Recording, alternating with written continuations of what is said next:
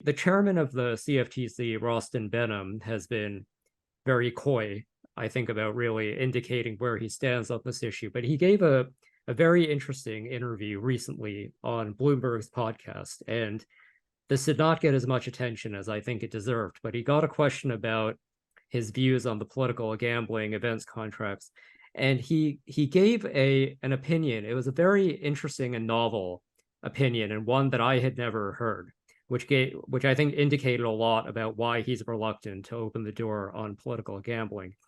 And what he said, and we can link to the interview, it's very interesting. But what he Yeah. basically said is, look, here's my concern with political gambling. Okay, we are now in an environment where when candidates and political parties and so forth lose, they cry election integrity. They say there's election fraud.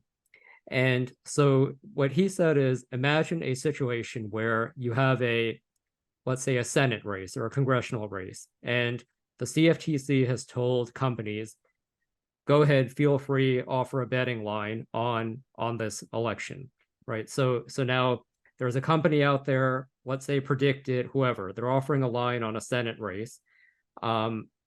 People are betting on it. You don't know who's betting. It could be candidates, it could be whoever, right? And then a Trumpian sort of candidate loses the election, and they say there was voter fraud. And what's the evidence for the voter fraud? Well, it's that Predicted market. We know that people were using that market to whatever, right? And so what Benham's point is that even if these claims are total nonsense, if the CFTC and if regulators now open the door to legal political gambling, there's now a risk here that the CFTC has to exceed its mandate well beyond what Congress ever envisioned. And the CFTC now has to be in a position now of expanding its writ to be a regulator of election integrity. Now, the reason I bring that up is because you mentioned you have a background in compliance. You also mentioned that there almost certainly is cases of election officials and so forth who have advanced knowledge and could very easily go bet on it.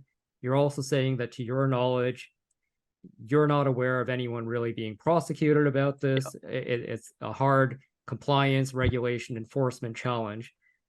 So how would you respond to this kind of a concern that seems to be weighing on Rostin Behnam? Yeah, I mean, I can see his point, because obviously it pertains very specifically to the concept of a futures contract. If it was a wager, I wouldn't know what he'd be worried about, because obviously disputed wagers or wagers where there are uncertainties over the outcome are fairly commonplace. And in this very specific context, in the UK's markets, before the last presidential election and the midterm elections, had to issue quite extensive market guidance on how they would settle the market in the event that there was a challenge over election integrity of whatever kind, whether it was a candidate alleging fraud, or whether it was endless recounts, or if it ended with litigation that may go on for many months. So they had to issue quite an extensive, well, I don't think it was extensive. I think they had to just issue a clear edict at the start. This is the term on which we will settle this betting market. And that's all you really need to do. You need, whether you are developing a futures contract or whether it's a wager, you need to have a very clear term of settlement which recognizes the fact that there may be a problem with the actual determination of the outcome. So you just need a cutoff point, whether that is the first count of the votes or whether you would indeed let it run to the end of any course of litigation. As long as it's clear to all bettors or all contract holders at the point they strike their wager or their contract, the market can be settled without too much concern. It's a case of caveat emptor. If they didn't realize it, if they didn't read the fine print, that's their fault. That happens with betting markets all the time. There's very often in political markets quite specific conditions about the settlement of the market, and when the market will settle. I've noticed this particularly in the UK with the chaos that we had through 2022 and next party leaders, or when party leaders would depart office, the bookmakers were having to put more terms and conditions than they normally would on exactly how that market would be settled. And to my knowledge, there's never been a dispute. We have a system called the Independent Betting Arbitration Service in the UK, which would resolve any sort of disputed bets. But to my knowledge, there's been no political betting through that channel. And I think it's a case of the clarity at the start. If you ended up in a situation that he's describing, that's a regulatory failure in the sense that they've allowed people to offer a futures contract which isn't clear. You need to have that clarity of settlement right at the start. It's not a particularly hard thing to do because they're obviously within the broad world of futures. There are all kinds of caveats to the futures contract, which it may or may not be honoured. And this is just another case of those. Just because the futures contract is related to an election doesn't mean it has to follow every twist and turn of the election after election day. You can design the contract to settle on the first count. And if people aren't happy with that, then they don't have to take the contract. It's a relatively simple concept to me. If they ended up in that situation where they had people holding contracts where which were resting on a disputed election, that's a case of them of the contracts being improperly drafted. Really, it's not something specific to betting or political betting. I don't think at all. I think you could very easily resolve that situation by mandating that all futures contracts or wagers centered on elections have to have specific and non-negotiable settlement criteria. That's not to say something insane won't happen that people didn't think of at the time that the contract was being drafted, but I suspect it would take care of 99% of the problems.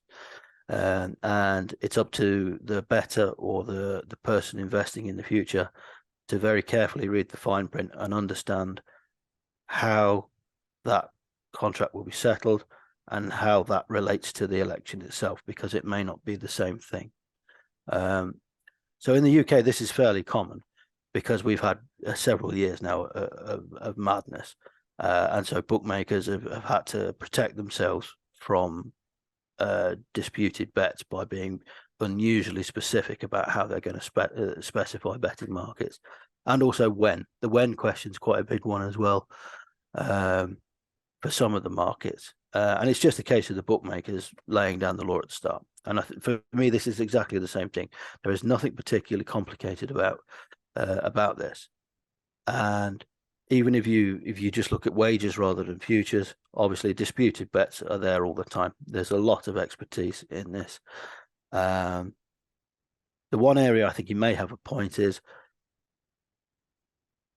from their perspective of manipulating elections, there would have to be an enhanced regime for understanding who is wagering or who is buying the futures contracts and ensuring that they are a legal and permissible person to do so, and they're not acting on behalf of other people. And that is probably an administrative burden. But as I said earlier, if they open the markets up completely, it ceases to be too much of a problem, because mathematically, anyone trying to manipulate a market would have to have billions at their disposal to do so, unless they're betting very early in a market. So I can see why he's arrived at that as a potential problem, because the last thing that they want to do is have thousands of people come to them saying we've got futures contracts that are unclear and we don't know how to settle them. But the obvious solution is to ensure that the contracts are drafted correctly in the first place. And that's just a recognition of the fact that it's a contract that will settle on specific terms. It's not the same thing as the outcome of the election. And as long as people read the fine print when they make their wager or they make their prediction, I can't see a huge problem. again, I think maybe it goes back a little bit to what I said about the slight lack of technical understanding about the future, the prediction markets and political gambling. It's something I noticed in the UK. I was expecting the politicians themselves to be quite weak on gambling. What really did surprise me was that they had representatives of the Gambling Commission, the regulator, whose knowledge of gambling and the math was negligible. From what I could see, they appear to have little or no understanding of the differences between betting on something like roulette in a casino or wagering on a sports outcome or a political market. They appear to have very little knowledge of it. And I think maybe there's a kind of similar situation where he's not, his detailed knowledge of how these markets work is not as good as it could be.